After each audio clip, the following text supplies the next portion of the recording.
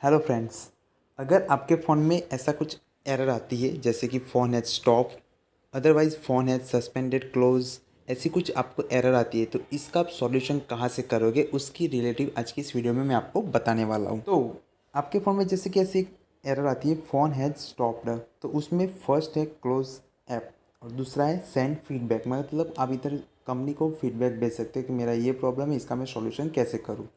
तो आप ये प्रॉब्लम का सॉल्यूशन कैसे टेक्निकली कर सकते हैं उसके रिगार्डिंग आज की इस वीडियो में मैं आपको बताने वाला हूँ। तो उसके लिए सबसे पहले आप सेटिंग्स में चले जाइए।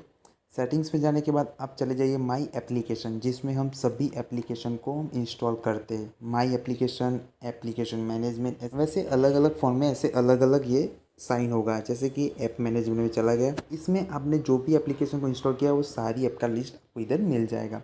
उसमें से आप जिन जिन ऐप को यूज़ नहीं करते उन सभी ऐप को उसमें फोर्स स्टॉप करना है और क्लियर डाटा करना है।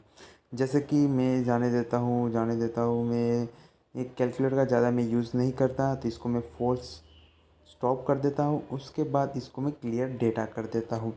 वैसे आप जिन जिन एप्लीकेशन को यूज़ नहीं करते उन सभी एप्लीकेशनों को फोर्स स्टॉप करके क्लियर डेटा कर दीजिए। उससे क्या होगा कि आपकी जो बैकग्राउंड में एप्लीकेशन रन हो रही है उसके कारण आपकी रैम को ज़्यादा लोड हो रहा है, उसके कारण ऐसे आपको एरर आते होंगे। इस तरह से आप फोर्स स्टॉप और क्लियर डेटा करेंगे जो आप यूज़ नहीं कर रहे एप्लीकेशन को, तो उसके कारण आपकी जो रैम है वो इंक्रीज़ हो जाएगी। तो आपका फ़ोन है जो वो एरर आपको शो नहीं होगा और आपका फ़ोन ज़्यादा स्पीड से भी वर्क करेगा।